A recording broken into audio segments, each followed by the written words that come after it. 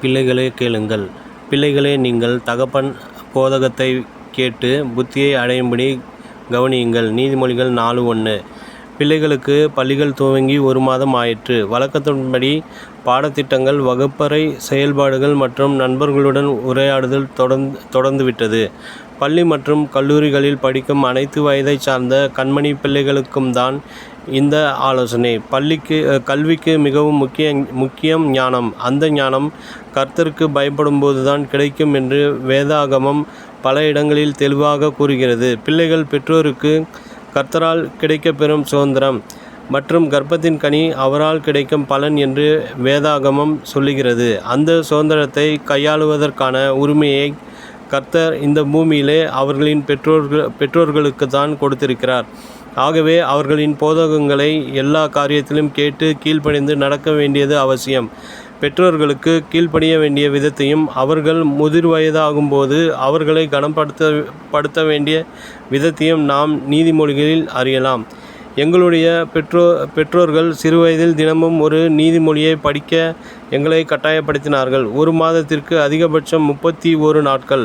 ஆகவே தினமும் ஒரு நீதிமொழியை வாசித்து பயிற்சி செய்வோம்.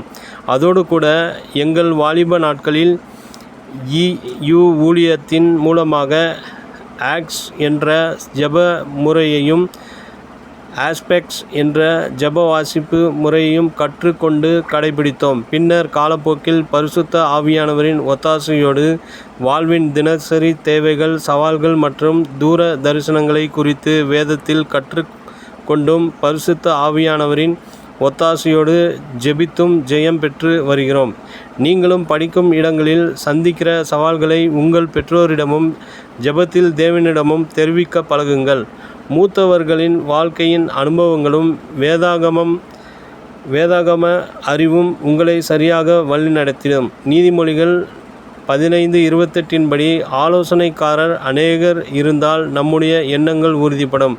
எனவே நல்ல ஆலோசனை கொடுக்கக்கூடிய உங்கள் மேல் கரிசனமுள்ள ஊழிய மூப்பர்களிடமோ அல்லது உங்கள் பராமரிப்பாளர்களிடமோ உங்கள் தடுமாற்றங்களை பகிர்ந்து கொள்ளுங்கள். நண்பர்களை தேர்ந்தெடுப்பதில் கவனம் தேவை. எல்லோரிடமும் இணக்கத்துடன் பழகுங்கள். கர்த்தருக்கு பயந்து பெற்றோருக்கு கீழ்ப்படிந்து கல்வியிலும் கர்த்தர் உங்களுக்கு வைத்திருக்கும் மிகப்பெரிய எதிர்கால தரிசன திட்டத்திலும் சிறந்து விளங்க வாழ்த்துக்கள். ஜெபக்குறிப்பு. கடற்கொள்ளையர்கள் அதிகம் நிறைந்துள்ள சோமாலியா தேசம் ரட்சிக்கப்பட, கேரளாவில் இருந்து வெளிமாநிலங்களில் பணிபுரியும் இளைஞர்கள் ரட்சிக்கப்பட, மயிலாடுதுறை பணித்தளம் வாணி என்பவரின் மகனுக்கு விபத்தில் ஏற்பட்ட காயங்கள் குணமாக, இம்மாத ஊழியங்களுக்காக, ஊழியர்களின் பிரயாண பாதுகாப்பிற்காக